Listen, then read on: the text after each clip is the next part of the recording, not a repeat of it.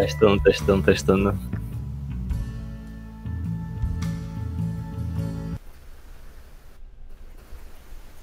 E aí, se vocês quiserem se apresentar, agora sim vai dar certo. Desculpa os imprevistos, como primeiro episódio, costuma acontecer isso. Aí, se vocês puderem agora se apresentarem, falarem sobre Tranquilo. vocês, currículo, carreira. Finalizar então a história, né, eu já entro na parte da missão, né, como a gente elaborou a missão, que eu acho interessante. E aí, para quem está nos ouvindo, eu posso deixar mais ou menos essa ideia de que você elaborar uma missão como essas, para um nanosatélite, um CubeSat acadêmico, ah, você tem que pensar realmente no que está ao seu redor, observar o que acontece ao seu redor e tentar trazer alguma solução para aquilo. Então, o que nós observamos aqui é que, por exemplo, no que a gente pode utilizar o nanosatélite? Bom, ah, tínhamos um aluno, tentando, já se formou, né, no curso de engenharia espacial. Esse aluno, ele morava num município, ele não era aqui de São Luís, mas ele morava num município próximo a São Luís, conhecido como Raposa. E esse município, ele é muito conhecido por ser um município formado por pescadores. Então, você tem muita pesca artesanal acontecendo ali. A questão é que, vez ou outra, esses pescadores saem nessas embarcações artesanais e às vezes se perdem. Então, vez ou outra acontece uma notícia no jornal local de alguma embarcação dessas se perderem em alto mar. E aí pô, isso chamou a atenção da gente, né? Na época saiu uma notícia justamente na semana que a gente estava discutindo sobre a missão, né? Saiu uma notícia de uma embarcação que se perdeu com 3 pescadores e não estavam encontrando eles. E aí a gente pensou, bom, será que é possível um satélite prestar as embarcações,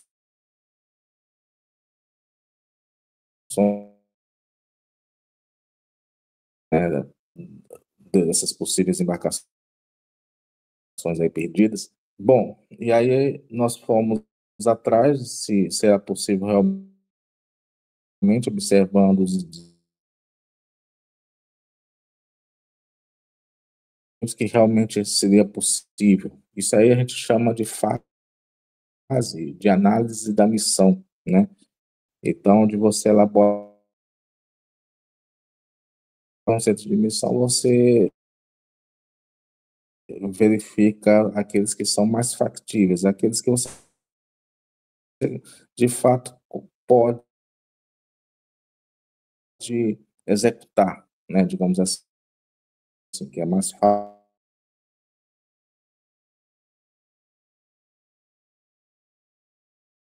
dos dispositivos que você consegue colocar no seu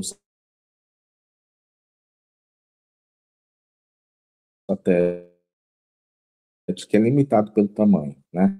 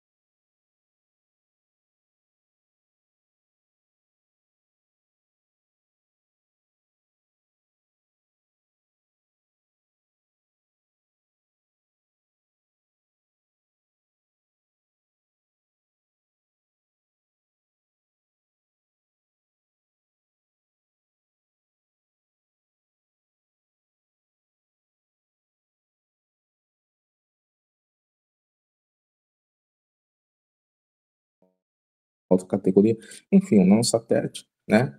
Utilizando para outra aplicação, né? O LoRa. Então, falei, bom, então acho que a gente consegue também utilizar, né?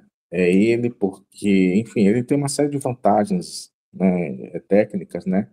Em relação à transmissão dele. mas a gente precisa testar. Então, a gente começou a desenvolver essa missão e utilizando esse LoRa como carga útil do nosso satélite.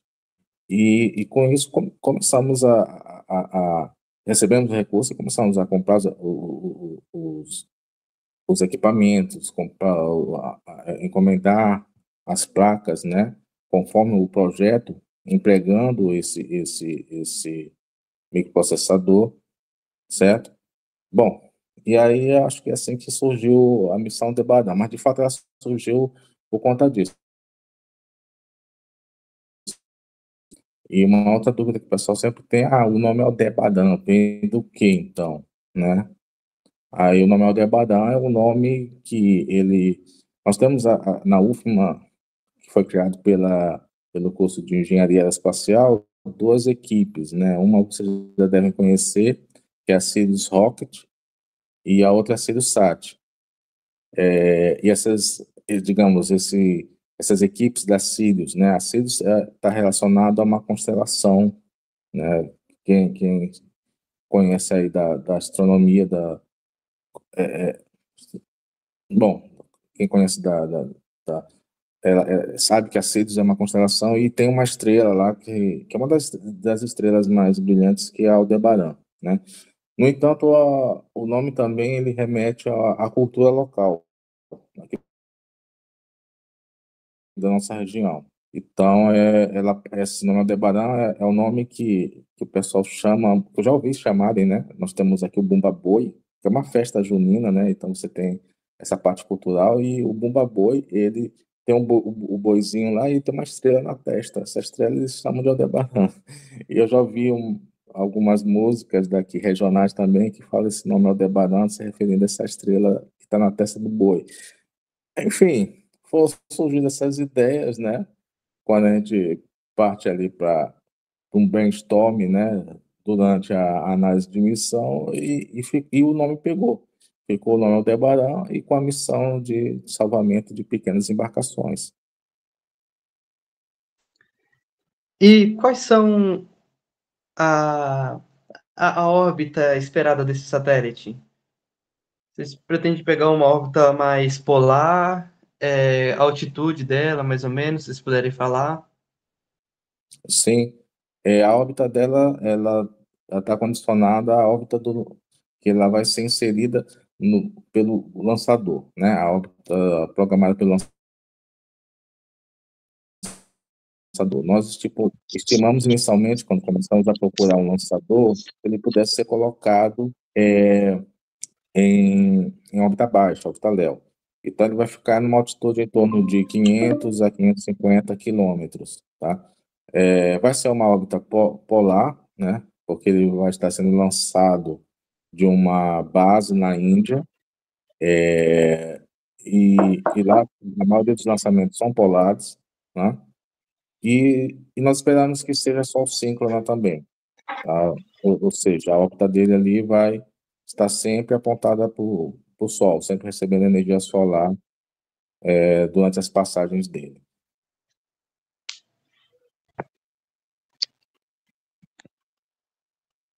Entenderam? Deu para entender? Sim, foi excelente também. Essa escolha do nome Aldebaran, referente à estrela, o satélite ele vai ter algum tipo de propulsão ou ele vai ser mais passivo? Para quem está ouvindo, né, o satélite ele precisa ter um controle de atitude, né? Então a gente está falando de controle de atitude. Então isso se ele requer apontamento. No nosso satélite Aldebaran, ele não requer um apontamento, ou seja, ele não precisa se movimentar quando estiver em órbita para poder apontar em determinada direção para coletar esses dados. Ele não vai necessitar disso. No entanto, ele precisa estar estável, né? Porque depois que ele é liberado na órbita, pode acontecer dele começar a girar e isso pode atrapalhar a, a comunicação. Então, para evitar que ele se torne um peão, né, digamos, ali no espaço, nós colocamos um sisteminha mecânico mesmo, de barras, né, de esterese, que a gente chama barras de esterese, que têm propriedades magnéticas e elas vão estar atuando como um controle passivo, tá? Então, ele não tem propulsão, né? Geralmente, CubeSats de padrão 1U, tamanho 1U, ele não consegue colocar uma propulsão nele, tá? O que você pode utilizar para controle de atitude dele são rodas de reação, né? Por exemplo, que são muito empregadas, ou magnetorque, tá? Que são bobinas que, com a passagem de corrente elétrica, gera campo eletromagnético, e com isso você consegue alinhar esse CubeSat na posição que você precisa. Mas no nosso caso não vai ser necessário isso, como já falei, né? E não requer apontamento, e por isso a atitude dele vai ser passiva, então ele não, e também não tem propulsão. Ainda bem, porque a gente tem que preencher um monte de formulários de segurança, né? Quando você tem propulsores dentro de um satélite. Excelente. Uma pergunta aqui do chat. É, qual, quais são os principais desafios para validar a tecnologia LoRa no espaço? Tá. Bom, falei bastante aqui, eu vou deixar um pouco os nossos alunos que eles participaram ativamente, né, do projeto, eles participaram muito da programação também, então eles estão bem por dentro dos nossos desafios. Vocês podem explicar, João, o Lucas ou o Gabriel podem explicar agora para vocês, tá? Tá, vou começar a falar aqui. Bem, a tecnologia LoRa, ela já foi empregada, né, em alguns CubeSats, como o professor já tinha mencionado.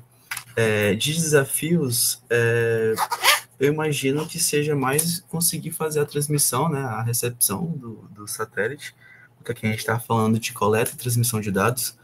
Então, a gente conseguir se comunicar com o satélite e o satélite se comunicar de volta com a gente de maneira assim segura, né? Com todos os protocolos de comunicação e de correção de bits. Eu imagino que esse assim seja o principal desafio da gente, que a gente estaria enfrentando, né? E assim, de maneira mais direta, eu imagino que seja isso mesmo. Se... pode falar. É interessante também, porque nessa parte da recepção de dados, porque o próprio LoRa, ele tem outros modelos também, mas ele tem uma tecnologia de CRC, que é meio que uma forma de validar esses dados. Então, meio que ele faz um rastreio dos dados que é recebido. Então, se tu já conseguir receber esses dados pela tecnologia LoRa, significa que os dados já estão, entre aspas, validados, né? Que são os dados certos. Porque se no meio dessa recepção e envio de dados, ele não recebeu o pacote, ele só não vai receber se ele identificar algum erro nesse pacote através dessa tecnologia interna do próprio CRC. Então, meio que já é meio que uma pré-validação. Então, se ele receber, já significa que os dados estão corretos. Então, isso também é bem interessante da própria tecnologia LoRa, mas também tem outros. E é interessante porque, tipo, o LoRa a gente visou utilizar, não seria o foco inicialmente, a gente ia ter dois rádios, que era o LoRa e o GSK. Só que com o decorrer da missão a gente acabou trocando só para o LoRa. Porque, entre outros motivos, é um rádio mais barato, é um rádio que também já foi utilizado em outras missões, então é um rádio que meio que já tem histórico de voo, né? Ele já tem uma validação por ter sido usado em outras missões espaciais. E também porque, tipo, é um protocolo muito bom, só que é um protocolo muito robusto. A gente fez alguns testes antes da aplicação do próprio satélite em si, né, do desenvolvimento do próprio satélite. Alguns testes aqui em terra mesmo, na Raposa, que a gente fez meio que uma comunicação colocando um receptor no farol que tem aqui na Raposa e um outro no barco. Então a gente meio que fez um teste, e conforme o barco ele ia se afastando da costa, ele ia enviando esses dados para o receptor que ficava no farol, e esse receptor que ficava no farol enviava os dados para uma estação terrestre que ficava na casa de um dos professores que participaram da missão, que é o professor Braga. Então a gente meio que já tinha feito esses testes também para verificar se o LoRa ele é realmente bom e a gente poderia utilizar para comunicação de longa distância. A gente também já fez alguns testes em balões estratosféricos, através da parceria com o CLA, né? O Centro de Lançamento de Alcântara. A gente conseguiu lançar alguns balões por eles. Também para testar essa tecnologia, ia um dispositivo no balão, como se fosse um rádiozinho. E ele ficava enviando os dados para a nossa estação terrestre e a gente ficava recebendo. Tanto é que a gente também fez um teste muito bom, que foi tentar enviar uma imagem. Então, nesse teste do balão, em um deles, o dispositivo que ficava lá dentro, ele tentava enviar uma imagem pela tecnologia LoRa. E a gente conseguiu receber a imagem bonitinha, a gente até fez a comparação com a imagem, a gente até conseguiu descobrir onde o balão estava no momento que ele tirou a imagem. Então, é algo muito bom, é uma tecnologia muito boa e que a gente vai poder ver na prática mesmo quando a gente lançar o satélite, né, e fazer o rastreio e a comunicação dele. Só acrescentando, né, a importância do CRC, que o João Lucas tinha comentado, para a gente saber se o pacote que ele recebeu é realmente o pacote certo, né? Porque quando a gente envia um pacote, é uma sequência de bits, e cada bit vai estar representando um telecomando, né? Que é o que eu vou querer que o satélite execute naquele momento. Se por acaso o bit de telecomando ali vier corrompido, né? Eu vou meio que e o satélite querer interpretar isso, vai querer interpretar possivelmente o comando incorreto que eu quero que ele faça, né? Isso pode não ser tão prejudicial assim, né? Mas pode acabar também prejudiciando e literalmente siliciando o Aldebaran, por exemplo, o CubeSat em questão. Aí só para comentando, né, da importância do CRC e para validar se o pacote que eu estou recebendo é realmente o pacote correto, sem nenhum tipo de correção dos meus dados, né?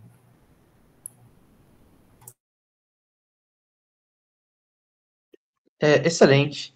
E sobre o Aldebaran, vocês têm algum planejamento para ter continuações, um Aldebaran 2?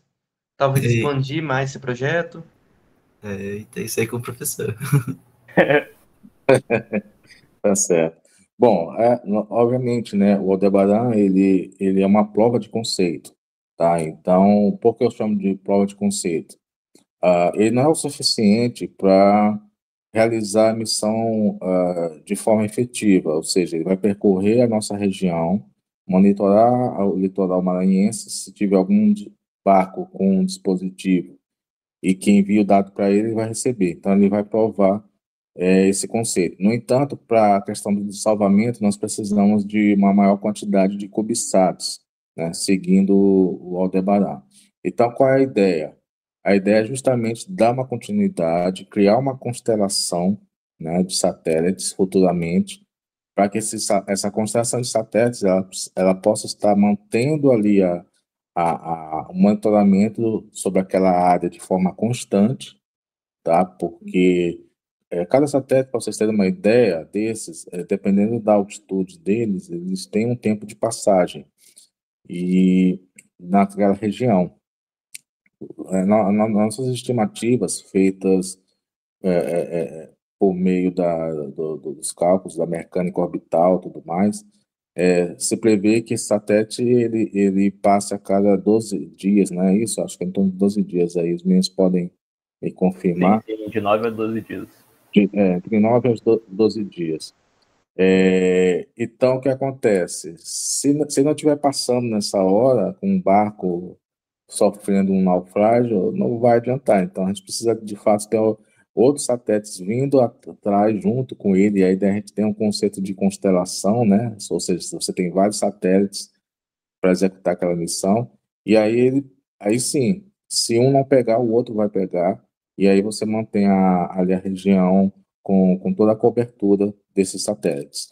A ideia também é que o Aldebaran, ele inicie também uma missão secundária, que é para monitoramento de queimadas, que é um problema que tem assolado muito aqui o nosso país. É uma preocupação, né? Nós temos várias matas e florestas importantes a serem preservadas e o número de queimadas só aumenta. Então, a ideia é que a gente coloque plataformas que possam, com sensores espalhados nas florestas, né, nossa região, e eles possam estar coletando esses dados e monitorando em tempo real, né, a questão das queimadas. E com isso ela prevê o início de uma queimada para que a gente possa conseguir evitar, tá? E aí, como são áreas remotas, ele vai precisar transmitir esses dados, né, para um satélite, e esse satélite levar esses dados enfim, para as autoridades e tudo mais que possam estar tomando as devidas providências para evitar aquelas queimadas. Então, as ideias são essas. A gente quer que tenha continuidade o Aldebaran com outros nanosatélites que possam manter essa missão, né, de salvamento de embarcações e também de monitoramento de queimadas. Uma perguntinha agora para os alunos. Qual a previsão de carreira para vocês? Com esse trabalho já entrando na exploração espacial, como vocês pretendem seguir carreira nesse setor? Cara, eu pessoalmente, eu queria muito estender esse projeto para um possível mestrado e doutorado, né? É uma parte, é até uma curiosidade bem interessante, porque quando eu entrei na UFMA, eu queria desenvolver foguete, né? Eu acho que foi o grande chamariz para entrar na engenharia espacial. Eu estava muito interessado por desenvolver foguete mesmo, toda essa parte de desenvolvimento, projeto de desenvolvimento de foguete. Só que no meio disso, eu tive a oportunidade de entrar na missão Aldebaran e conhecer toda essa parte envolvendo os satélites, né, de programação, desenvolvimento e projeto de satélite. E foi uma área que eu me apaixonei muito, sabe? Eu me apaixonei muito todo o trajeto, né? Tudo que a gente fez no decorrer do projeto. E é algo que eu quero passar para frente também, né, sabe? Tipo, tentar desenvolver esse projeto mais ainda, levar para algo maior ainda, em um possível mestrado e doutorado. Essa é pelo menos a minha perspectiva. Até porque a gente tem muita opção também, a gente tem muita opção fora, que é muito interessante, que vem abrindo cada vez mais oportunidades, né, querendo não, é um setor que só tende a crescer cada vez mais. Mas aqui no Brasil também a gente também tem algumas oportunidades bem interessantes, principalmente envolvendo o próprio ITA. Eu acho que é bem interessante.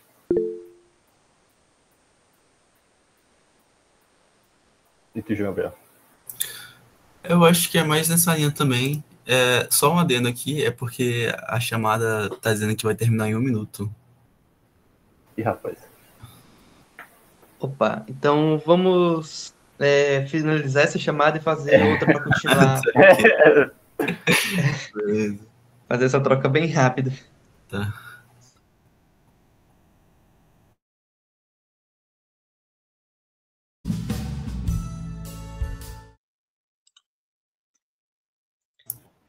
Depois desse rápido intervalo, estamos de volta. Então, continuando, né, a responder a pergunta, eu acho que é bem o que eu imagino, é bem o que João Lucas falou também.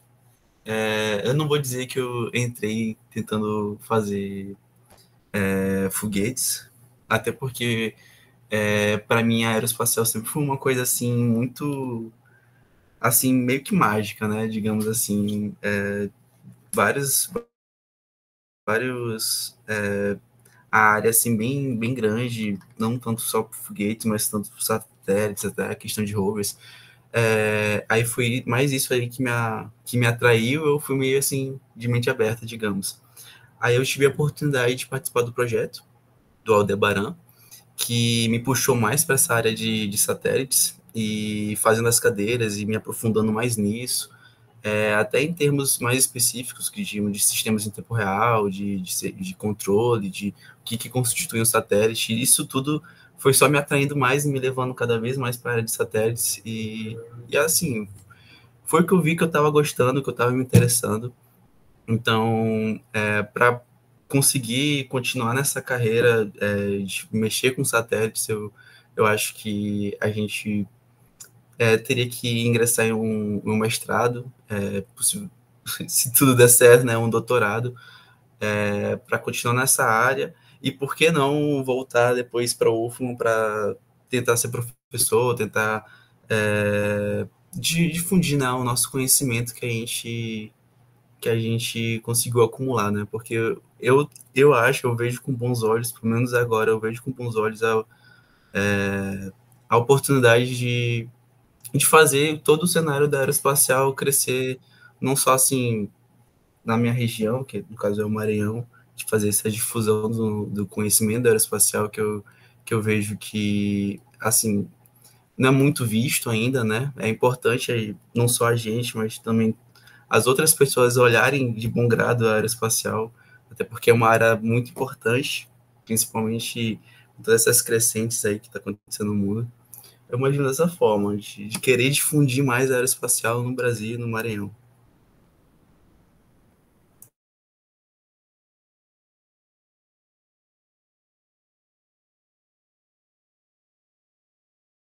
Qual foi um ponto, assim, do desenvolvimento do Aldebaran que vocês mais acharam marcante?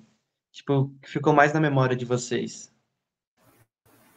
Não, falando por mim, eu acho que tipo, é aquilo, querendo ou não, o mais recente é o que fica, né? Mas a experiência de ter ido no São José dos Campos para fazer os testes no INPE, né, lá no DIT, todos os testes de vibração para de fato validar o satélite pro voo do foguete, para mim com certeza foi o que mais marcou, até porque foi o evento mais recente, mas também porque tipo aquilo ali era a combinação de todo o nosso trabalho nos últimos anos, sabe?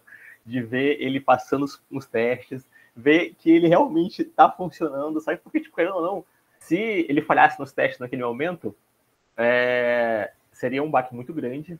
A gente provavelmente não sei o que aconteceria depois, a gente teria que pedir mais tempo para desenvolver, para consertar os problemas que fossem, porventura, aparecessem durante os testes. Então, era aquele ponto, sabe? Aquele ponto que a gente tinha que passar para realmente chegar onde a gente chegou.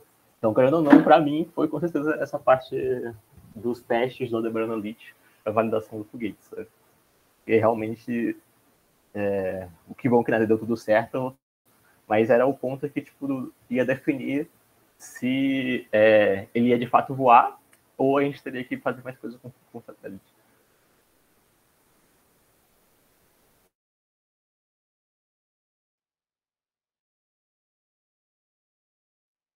E pro resto da equipe aí, qual foi mais marcante para vocês? Eu concordo com o Ju Lucas, o momento que ele saiu do teste de vibração para a gente ver se realmente estava tudo ok com ele, foi aquele frio na espinha, né? Mas foi muita felicidade, a gente viu que ele ligou, né? A gente conseguiu validar o que a gente queria validar no teste de vibração. Se eu for falar outro teste, seria um teste que a gente fez de carregamento das baterias com o painel solar, que também foi bem marcante, né? Da gente conseguir ver o comportamento do nosso satélite, né? Porque a gente tentou fazer um ambiente controlado, né? Mas ainda era uma coisa assim meio que delicada, mas a gente conseguiu fazer o teste, né? As coisas deram certo. E eu acho que eu alencaria esse outro ponto também, se fosse para alencar mais um, mas eu ainda acho que o teste de vibração com certeza foi o mais marcante. Eles participaram recentemente desse teste de vibração, né? Então ficaram bem empolgados com isso. Mas assim, como professor, né? O fato de eu ter tido essa oportunidade que a agência espacial nos concedeu foi muito importante e foi muito marcante, porque é um curso, nosso curso aqui de engenharia espacial é um curso muito novo, é o curso mais novo que tem no país, para se ter uma ideia. E ele estava no começo, né? Ou seja, eu precisava ter alguma coisa ali que, de fato, marcasse o início desse curso. E justamente a possibilidade deste projeto foi que trouxe isso, né? E que possibilitou, sequentemente, todas esses outros momentos, né, que os alunos tanto adoram. Houve vários momentos marcantes, eu posso dizer assim, né, não só o teste de vibração do que foi ocorrido no NIT, né, mas também os testes em campo foram fantásticos, porque tudo deu certo, né, os testes, desde dos balões, que nós tivemos apoio do CLA, né, foram os alunos lá para o CLA soltar balões, né, que são as sondas estratosféricas, tivemos todo o aporte do CLA, né, da divisão de meteorologia na época, e conseguimos receber os dados em tempo real, né? Isso para testar o LoRa com uma capacidade menor do que a que está no CubeSat, diga-se de passagem, né? E porque é o seguinte, geralmente o pessoal solta balão, envia a sua carga útil e espera aquilo lá depois cair em algum lugar e vai buscar. Lá no CLA a gente não tem essa oportunidade, né? Porque ou ele vai para o mar, né? Ou ele cai dentro de uma mata fechada depois. Então, como é que a gente ia saber que ia funcionar? A gente tinha que, de fato, coletar os dados ali online, né, em tempo real. E isso deu certo. Então, foi um momento que eu achei bem marcante também, porque testes em campos, eu acredito que a nossa equipe se caracteriza muito por isso. A gente não procura ficar só em bancada de laboratório, né? Você faz suas simulações, tudo, mas você tem que pensar que está trabalhando com algo que vai estar em movimento, as coisas estão em movimento, estão em ambientes diferentes de um ambiente controlado, que é o ambiente de um laboratório. Então, ficar só na simulação não é o ideal, né, de fato. E isso trouxe muita segurança para a gente de utilizar esse transceiver, né, a tecnologia LoRa, e entre outros componentes também que estão nas nossas placas, nos nossos sistemas de comunicação. E isso capacitou os alunos também, tá? Então, os testes de sonda estratosférica, os testes com barco foi outro momento marcante também, né? Porque nós usamos o navio escola da UFMA, foi um segundo teste. No primeiro teste, nós utilizamos uma embarcação que estava em Raposa, né? Ou seja, aonde nasceu a ideia do projeto, né? O principal stakeholder, digamos assim, da nossa missão, nós pegamos um barco lá da Raposa e o dono do barco nos levou dentro do barco e fomos transmitindo os dados para uma recepção que estava localizada num farol, né, próximo lá do município, né. No navio escola também a transmissão levou quase 70 quilômetros de transmissão, só não foi mais longe porque houve uma queda de energia e desligou o sistema, né, mas ele transmitiu perfeitamente em mais de 70 quilômetros de distância, isso a nível do mar, né? Ou seja, foram momentos realmente, cada coisa que a gente fazia nesse sentido, de tentar comprovar a capacidade da missão, da transmissão, são momentos realmente marcantes. E como é que está a expectativa de vocês para o lançamento? Vocês pretendem viajar até a Índia? Tem um plano aí para assistir de lá ou vão assistir do Brasil? Bom, infelizmente a gente não vai a gente vai ter que assistir do Brasil, porque segundo o nosso broker, né, que foi contratado para realizar esse lançamento pelo foguete PSLV, não é permitido com que a gente entre lá na base, tá? É uma base com acesso restrito, então quem consegue assistir o lançamento lá da base na Índia, o pessoal que está ligado à carga útil principal. Como nós estamos naquela modalidade de lançamento de carona, né, o Piggyback Pay, a gente não nos permite. Então, praticamente, o broker vai somente entregar a caixa, né, contendo o deploy com o CubeSat para o responsável que vai levar a base de lançamento e só. E aí torcer para que eles possam transmitir isso, né? Se a carga útil, a gente não sabe ainda se a carga útil principal do PSLV, ao qual ele vai ser lançado, é uma carga útil militar, ou é uma carga útil civil, né? De uma empresa privada, a gente não tem ideia. Mas torcer para que eles liberem a transmissão, né? Para que a gente possa acompanhar daqui, tá? Mas a integração dela deve ser feita possivelmente na Itália, né? A integração que eu falo é colocar o não satélite dentro de uma caixa, né?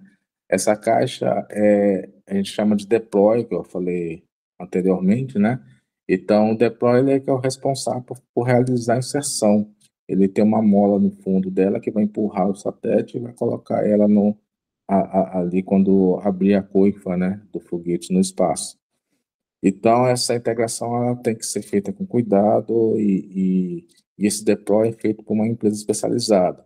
Essa empresa especializada ela está na Itália. Então, talvez a gente acompanhe essa integração do CubeSat na Itália, né? É a única programação que eu estou vislumbrando para ter, digamos, dar o último adeus ao Aldebaran pessoalmente, tá? Mas a transiar por conta disso, né? Isso é uma base restrita. E a operação do satélite vai ser feita no INPE, pelo Centro de Controle de Satélites deles, ou vocês pretendem fazer isso na UFMA? Nós vamos fazer na UFMA, né? Inclusive, nós temos uma estação terrestre própria que veio junto com o projeto Aldebaran. Na época, eu tive essa preocupação. Quando recebemos o recurso era para fazer somente o CubeSat, tá? Mas eu procurei tentar fazer o CubeSat de forma com um custo mais baixo possível, né? Dentro dos limites técnicos, para que restasse, sobrasse algum recurso, algum dinheiro para que isso pudesse ser investido em outras coisas. E aí sobrou, realmente, né, fazendo essa política de reduzir os custos, nós conseguimos, com recurso, comprar uma antena, certo? Essa antena, ela está hoje instalada em um prédio da universidade, abaixo da nossa empresa Júnior, e a empresa Júnior, na empresa Júnior, nós colocamos uma pequena estação, né, para rastreio. Então, tem dois telões lá, com computadores e tudo mais, que a gente consegue fazer o monitoramento assim que o CubeSat fizer a passagem dele. Ele também pode ser rastreado por meio de um sistema conhecido como TinyGS, certo? Mas o João, um dos dois Joãos, né, podem falar mais sobre isso. O TinyJS, ele é muito importante porque a gente ainda não tem certeza se a gente já vai conseguir pegar os dados dele assim que ele for lançado, porque vai depender da órbita, né, onde exatamente ele vai ser colocado. Aí o TinyJS, ele é bom para isso, né? Ele é um site aberto que basicamente eu consigo fazer o cadastro de estações terrestres e satélites. Tanto é que o nosso satélite já está cadastrado lá. Se vocês abrirem o site do TinyJS e forem em satélites que ainda vão ser lançados, lá já vai ter o Aldebaran 1. A questão é que, cadastrando uma estação terrestre lá nesse site, lá fica registrado todos os dados dos satélites que essa estação pegou. Então, quando o Aldebaran foi lançado, o foguete foi lançado e ele foi colocado em órbita, qualquer satélite, qualquer estação terrestre localizada em qualquer ponto do mundo inteiro que tiver registrada, cadastrada no site do NGS, vai conseguir lá registrar lá no site que conseguiu pegar todos os dados do satélite e vai ficar lá registrado. Então a gente vai poder meio que não ficar tenso durante todo o momento de lançamento até a primeira recepção, para a gente saber se funcionou ou não, né? Tipo, não precisa necessariamente a gente receber. Qualquer estação que estiver registrada lá vai receber. Então é um site muito bom, é um local muito bom. E qualquer estação também consegue pegar o satélite, contanto que tem algumas informações relacionadas a ele, em especial tanto da configuração do rádio, que no site tem, se for ver lá no site da NGS, vai ter todas as configurações do rádio LoRa do nosso satélite, para que quem tiver um rádiozinho, consiga configurar na mesma frequência e as mesmas configurações do próprio LoRa para fazer a comunicação. E principalmente a localização do satélite, né? Que a gente tem o TLE do satélite. E resumindo bastante, o TLE de um satélite, ele me dá basicamente um conjunto de informações que me possibilita fazer o rastreio do satélite, né? Me dá informações sobre a órbita e tudo mais. Então, com isso, eu consigo saber onde o satélite vai estar. Então, tendo as informações do TLE, né? Da órbita do satélite e tudo mais, e as configurações do rádio, qualquer estação consegue fazer a comunicação e recebimento dos dados do nosso satélite. Então, esse TNGS é muito bom por causa disso. É uma forma meio que pública, né, da gente conseguir, de qualquer pessoa conseguir tentar se comunicar com o satélite, né, receber os dados, e principalmente relacionado às estações que estiverem registradas lá, a gente vai conseguir ter uma boa noção de todo mundo que conseguir pegar, né, que for oficialmente registrado lá. Então é um local muito bom.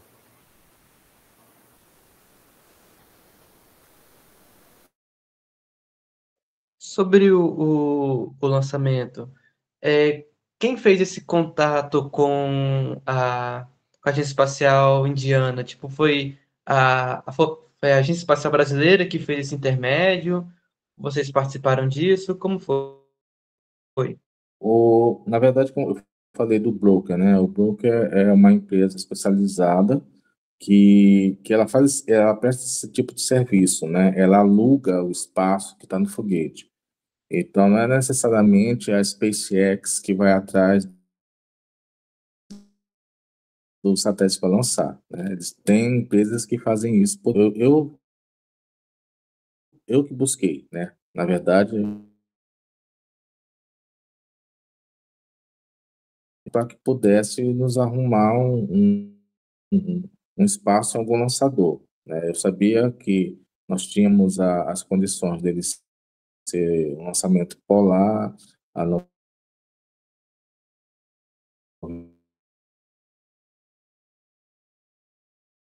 98 graus km, que pudesse oferecer um lançador, né, mais próximo dessas condições para lançamento do Aldebaran.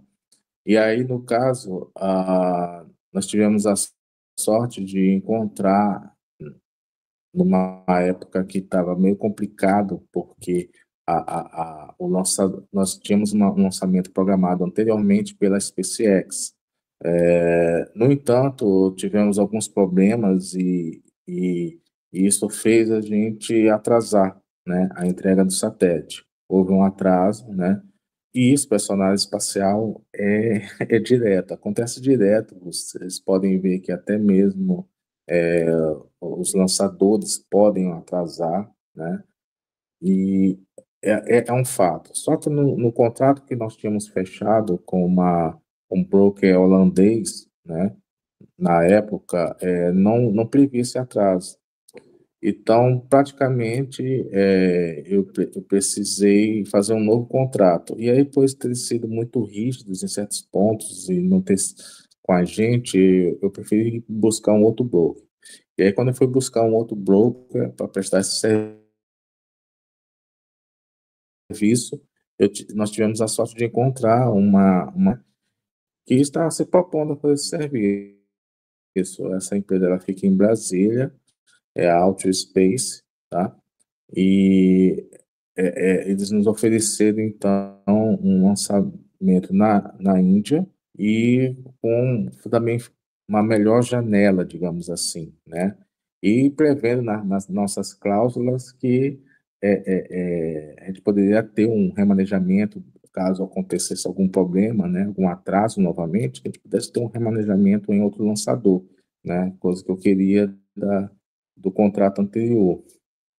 Então, foi assim, né? Mas no fato a gente tem que buscar, tá? Mas enfim, né? A maioria desses fornecedores de CubeSats que você encontra em sites da internet, como a EasyLaunch, né? Por exemplo, que é da EasySpace, que já tem um histórico de voo, elas oferecem esse serviço, tá? Então, você tem várias empresas hoje prestando esse serviço. Ó, geralmente, quem fabrica peças ou componentes termina prestando o serviço para lançamento também, né? É como se fosse uma venda casada, né? Você compra os componentes, tudo mais, e eu também te ofereço um lançamento, certo? E aqui no Brasil ainda está incipiente isso, mas você já tem algumas iniciativas, como a AutoSpace, como já citei. Se eu não me engano, também outra startup conhecida como Chrome, também ela faz isso, né? Ela faz essa intermediação para contratos de lançamento, Deixa eu ver se eu lembro de mais alguma. Tem outras que talvez possam fazer, como a Pion, se eu não me engano, né? Mas, enfim, a gente tem que procurar, né? Na verdade.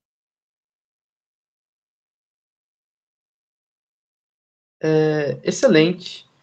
E recentemente teve alguns anúncios aqui no Brasil, como um projeto de financiamento da FINEP, que foi para financiar um satélite de alta resolução. E teve outro financiamento que financiou 2 veículos lançadores no Brasil. Como vocês veem agora esse maior financiamento no mercado aeroespacial no Brasil? Tem mais esperança ou aquele medo de voltar como estava antes, meio paradão? Como tá a visão de vocês sobre isso? Bom, eu posso começar a falar, depois os meninos podem completar. Na minha visão, que eu já trabalho nessa área já há alguns anos, né? E tenho observado o programa espacial brasileiro, eu vejo positivamente, né? Respondendo a sua pergunta, né? A questão do financiamento é algo necessário, sem dúvida alguma. É uma área que você não tem um apoio, é um investimento considerado de alto risco. Então, de fato, o Estado ele tem que assumir esse risco, né, se ele quiser desenvolver esse setor no país. No entanto, nós já tivemos outros grandes investimentos ao longo do Programa Espacial Brasileiro. Tá? A minha preocupação maior, que eu sempre pontuo, é a continuidade, certo? Parabéns pelo MCTI, a FINEP estarem preocupadas em realizar esses investimentos por meio desses projetos, como o veículo lançador de pequeno porte, o VLPP, né? Que são 2 veículos, possivelmente teremos mais um terceiro, né?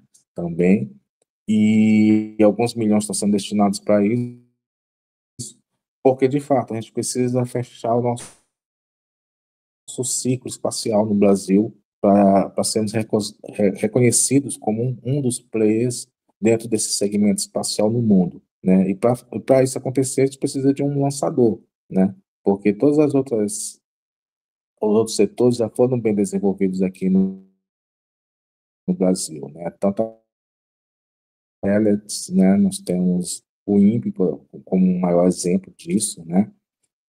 Porém, os financiamentos eles chegam, mas é sempre assim, é a continuidade disso, né? Essa é a minha preocupação somente, tá? Mas sim, a gente vê de forma positiva esses investimentos agora, tanto para satélites quanto para foguetes, né? Mas temos que também pensar em programas para manter a continuidade disso.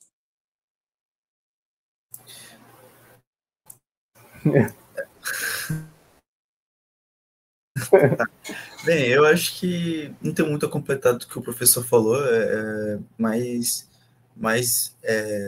esse receio com a continuidade dos investimentos, até porque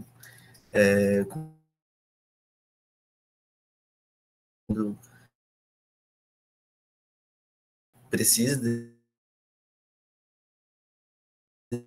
a área no geral, né, precisa desse tipo de investimento, esse incentivo, né, para a gente conseguir desenvolver e para, quem sabe, lá no futuro a gente consiga, né, caminhar com as próprias pernas, assim, entre aspas, né, digamos. E eu acho que é isso, é mais essa estimativa, assim, né, aí tu... Cara, eu acho da minha parte, eu acho que é muito interessante, porque, tipo, eu tenho muitas experiências relacionadas a isso. Principalmente porque toda essa parte de desenvolvimento de satélite, tem, principalmente desenvolvimento de foguete, é interessante também, porque uma das empresas que está participando disso, do desenvolvimento do foguete, né, para lançamento orbital aqui no Brasil, é justamente a Crux, do professor Oswaldo, né, que faz parte da UFMA, então a gente meio que também tem um pouco dessa oportunidade de poder ver como que está sendo desenvolvido isso aqui pertinho da gente. Mas eu vejo com muitos, um olhar de muita esperança, sabe? Porque, tipo, querendo ou não, é uma coisa que tem que acontecer. Pensando no futuro, eu acho que um país que não tiver um acesso ao espaço próprio, não ficar dependendo de outros países, não vai ter poder pensando no quesito tanto o atual quanto principalmente o futuro, né? Eu acho que o acesso ao espaço vai ser algo que vai ser cada vez mais disputado e cada vez mais essencial para o desenvolvimento do país. Então, ter investimentos é algo que teria que acontecer a algum momento. Se a gente quisesse ver o Brasil numa perspectiva de desenvolvimento mesmo. E é muito bom ver que isso está acontecendo. Eu acho que o principal ponto, querendo ou não, é o que o professor Beto falou, que é a questão da continuidade, né? A gente vê isso que está acontecendo hoje, tanto para desenvolvimento de novos satélites, quanto principalmente para desenvolvimento do nosso próprio foguete, né? O foguete brasileiro. E eu acho que a questão é ver se isso vai continuar, sabe? Se os investimentos vão continuar, se as propostas vão continuar. E principalmente eu acho que isso depende muito também do desenvolvimento de uma boa base. Não adianta nada a gente focar no desenvolvimento de novos projetos sem focar também no desenvolvimento de pessoas capacitadas para participar desse projeto. Não adianta nada a gente querer desenvolver algo que no papel é brasileiro, né? No foguete brasileiro, cidade brasileiro, se todas as pessoas envolvidas, pelo menos a maioria, são de fora. Então acho que toda essa parte de desenvolvimento de novos projetos, quanto na parte de capacitação de pessoas para participar desse projeto, é algo que é muito importante, é algo que não está acontecendo, e é algo que eu espero que continue, né? E que cresça cada vez mais, porque, querendo ou não, é o caminho para o Brasil crescer, desenvolver e ganhar cada vez mais destaque internacional e principalmente voz internacional. Então, pelo menos é o que eu vejo mesmo. Assim.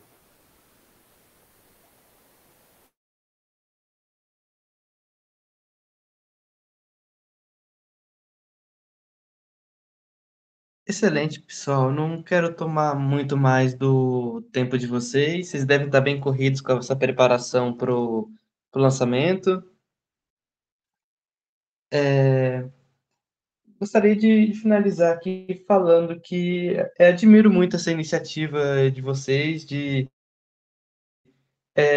dar esse progresso a mais para o programa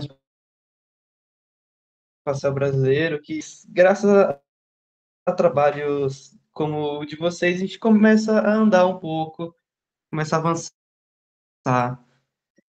Como todo mundo sabe, os investimentos não é tão recorrente, o programa espacial não é um programa de Estado, é só oportunidade de governo de vez em quando. Mas é bom ver a iniciativa de vocês. Muito obrigado por participarem. Se quiserem falar mais alguma coisa, divulgar redes sociais, divulgarem mais projetos de vocês.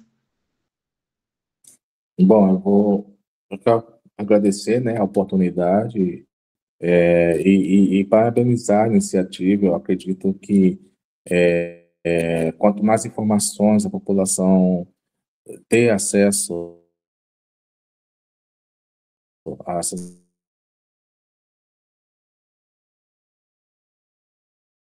informações sobre o espaço, melhor, certo? Porque é preciso ter uma conscientização, preciso ter uma conscientização sobre a importância do aplicativo ao motorista que você chama para te levar a algum lugar, a consulta ao médico que você pode fazer em casa, né, por telemedicina, é, enfim, a internet, tudo hoje está relacionado ao espaço. Então, e isso movimenta muito as economias de grandes países.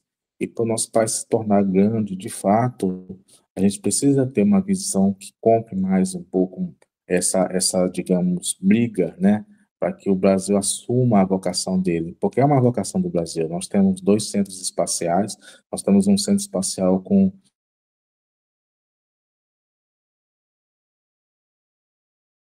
tá? Então, a gente precisa, de fato, assumir nossas vocações e investir cada vez mais nisso. Tá? Então, mais uma vez, parabéns por vocês estarem levando essas informações e vamos torcer, né, para que tudo dê certo acompanhem sempre o que está acontecendo, né? Se a gente de fato conseguir ter uma transmissão do Debaran, nós vamos mostrar em nossos canais oficiais. Nós temos canais no YouTube, os meninos devem providenciar alguma coisa, né? Agora, mas no Instagram nós estamos em canais. O meu Instagram é Professor Carlos Brito, tá? É só colocar lá, facilmente acha, ele está aberto. Eu só utilizo ele realmente só para colocar as minhas atividades que eu faço, né, para estar divulgando ao público, já que eu sou servidor público, eu preciso estar prestando é, essa satisfação, né, à sociedade do que eu tenho feito. Então, eu uso o canal do Instagram para justamente fazer isso. E os meninos também estão colocando informações nos canais relacionados à missão do Ebaran, também no Instagram, né? E tem mais outro canal relacionado, pessoal? Não, acho que por enquanto é mais isso, principalmente o Instagram, né? Que a gente está postando mais informações e conforme vai chegando mais perto da missão, a gente vai postar cada vez mais, principalmente o acompanhamento de todo o lançamento em si mesmo. Tem um site, né? Mas o site vocês ainda vão colocar mais coisas lá, né? Sim, a gente atualizou. O site está um pouquinho desatualizado. As coisas mais atualizadas mesmo estão no nosso Instagram, né? Como o professor falou, é Missão Aldebaran mesmo, tudo junto. A gente já respondeu algumas dúvidas lá que o pessoal mandou. A gente tem vários vídeos legais mostrando toda assim, então, como é que foi a nossa visita lá no Lixo, desde a nossa saída aqui de São Luís até a chegada lá em São José dos Campos. Tá bem legal, se vocês puderem acessar lá e ver e conseguir começar a acompanhar a gente, vai ser bem legal. E também só completando, né, eu também gostaria de agradecer a oportunidade da gente estar aqui contigo nessa entrevista. É uma oportunidade muito boa, né? Não, a gente conversar daquilo que a gente ama para fazer crescer, né, esse setor cada vez mais aqui no nosso país, para quem ainda não conhece. Eu acho que é isso, é só agradecer mesmo.